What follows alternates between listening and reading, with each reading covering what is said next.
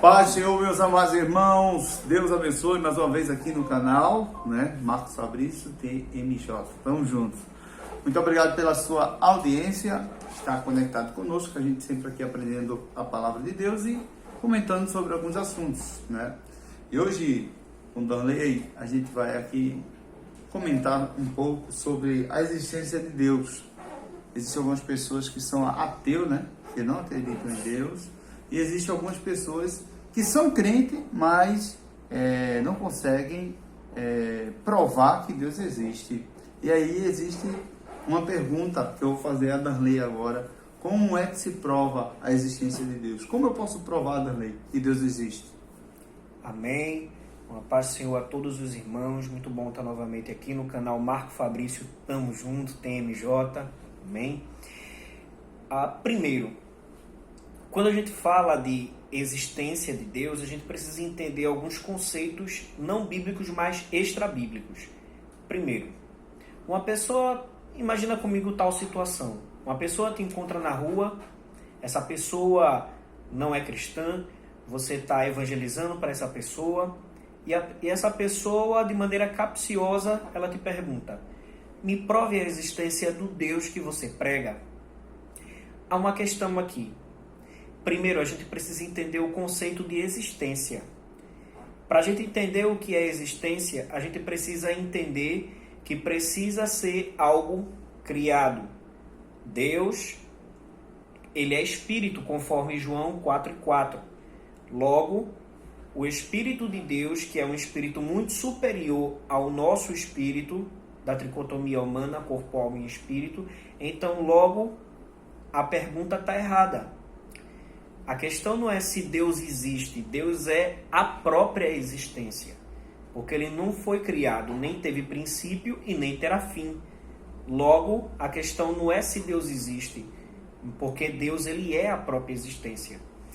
Outra argumentação.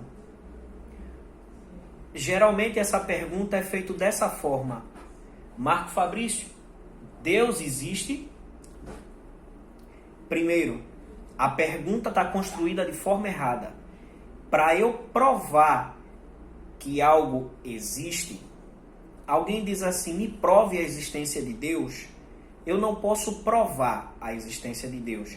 Numa linguagem acadêmica, se você chegar numa academia de qualquer curso superior que você for fazer, numa linguagem acadêmica, você vai aprender lá uma coisa chamada metodologia científica daquele ramo de conhecimento que você está fazendo. Existe a metodologia da história, a metodologia da biologia, a metodologia da física, da química e ciências diversas. Quando você diz assim, prove a existência de Deus, você precisa colocar dentro de uma metodologia para ser provado. Mas qual é o laboratório que pode pegar Deus e colocar dentro dele para assim experimentá-lo, fazer uma experiência para provar a sua existência? Nenhum. Você não pode pegar um pouco da essência de Deus, colocar no laboratório para experimentá-lo. Logo, a pergunta não está construída de forma correta. Você não pode dizer, me prove a existência de Deus. Se alguém te perguntar, me prove a existência de Deus, opa, perguntou de maneira errada. Eu não posso provar a existência de Deus. Eu só posso evidenciá-lo. Porque se eu não posso colocar Deus em uma metodologia, eu não posso provar a existência dele. Eu só posso evidenciar através de evidências históricas, evidências biológicas, evidências que a própria palavra de Deus está correta. Evidências históricas, de que forma? A Bíblia é um livro que tem mais de 2000 anos. Escrito por 40 autores diferentes que viveram em períodos históricos diferentes, e é impressionante, pastor Marco, como a Bíblia ela não entra em contradição.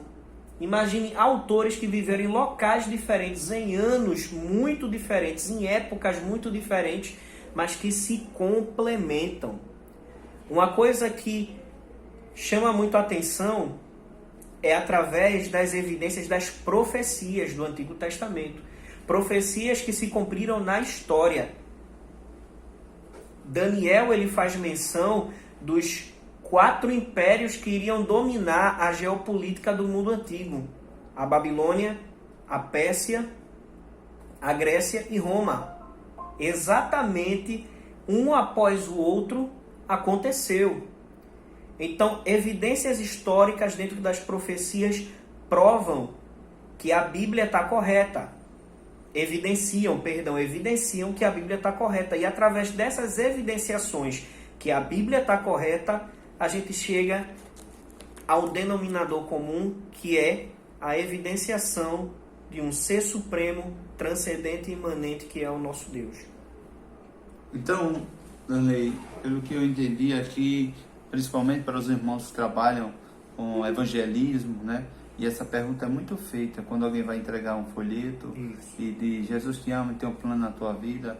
Eu já vi alguém ser abordado, perguntar: e esse Deus existe mesmo? Me prove. Então a prova não tem como se provar, como já foi explicado aqui, mas as evidências tem como a gente evidenciar, né? Já foi dado alguns exemplos aqui, né? De vários outros que existem, né? Na Bíblia, de que Deus, ele de uma forma soberana, ele existe, ele está vivo e nós servimos a um Deus que é vivo, né? Poderia deixar um texto como uma referência da evidência de Deus? Um texto bíblico que mais evidencia a presença de Deus em nós, com certeza seria João 3,16. O amor de Deus.